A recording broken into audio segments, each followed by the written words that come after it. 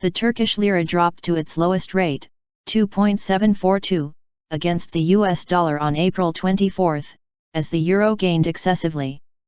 The euro rose to 2.9 liras, nearly 1% in just one day.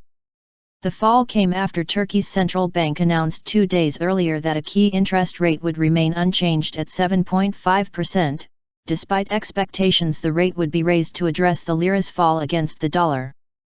The central bank sold $60 million liras in an auction that was announced earlier to stand at a minimum of $30 million, to defend the lira.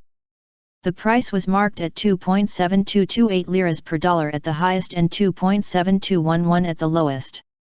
The decline in the lira against the Turkish Lira U.S. dollar started right after the central bank's decision to hold rates, said Adnan Çekçen, a financial analyst at Destek Securities in Istanbul.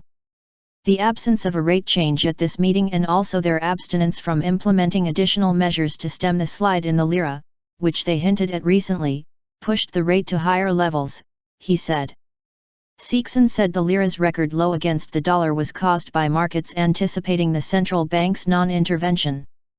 Markets had been expecting a decisive move from the central bank, but its dovish stance and its unchanging statements boosted the anticipation that the dollar would rise higher, he told the Anadolu agency.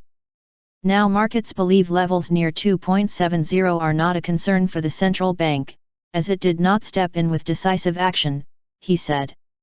The Turkish government has been pushing the central bank to cut rates further, but the bank has been choosing a more moderate course. Meanwhile, the U.S. Treasury's prices rose on April 24 as data showing weakness in U.S. business investment in March supported the view that it is unlikely the Federal Reserve will signal next week it is close to raising interest rates.